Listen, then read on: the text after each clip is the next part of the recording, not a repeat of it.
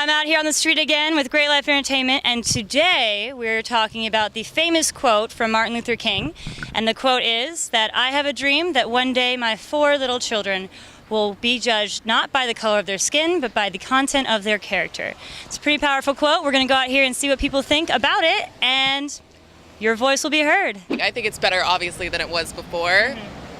But I think also we're definitely seeing it more with like people who are trans or people who are like gay and like, so it's very much, Do you think it's kind of shifted into that now? It's less. That's more what I see.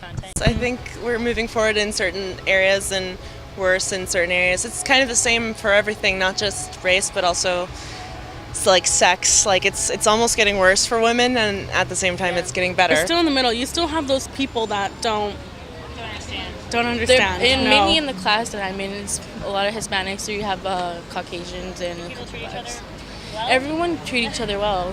So, do you think that this is happening? No, not at all. On some grounds, yeah, there's going to be a lot of racism. Why? Because, well, we're a melting pot of a lot of different races trying to get together and do one thing: survive. I mean, how does that strike you? Is it you feel like it's truthful? I think it was very profound. Very profound. But do you think it's actually being carried out? No, not at all. I think so. You know, even though America goes through, our dark phases, we will come together someday. My mom cleans houses.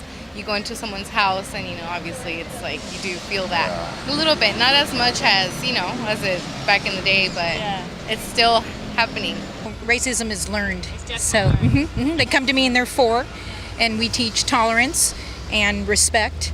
And it's really about what's inside. I work in Hillcrest, which is the gay area of San Diego, and so I see these people are amazing.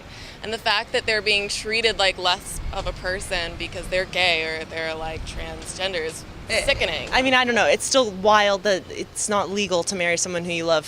So it's so crazy that at that when you think of it like that, it's horrible. I think everybody should just do their best to find common ground. Like I will raise my kid, and tell them, you want something, you work hard for it. Now there's just more stuff to worry about because now more stuff's out in the open, like being gay. I think we're getting there, but I think that it's always that little factor is always gonna be there of like this person's this color, we're this color. We've come a long way, but we've taken a few steps back as well. So my colleague is African American. We stand up at the front and we say that we couldn't teach together if Martin Luther King hadn't lived. And the boys, they're just in disbelief. They're like, well, what do you mean? They just can't understand it. And to me, that's a positive note because that means that we're teaching tolerance. Today, amazing interviews, you guys. Sharing your voice and your opinions is really what we're out here trying to do.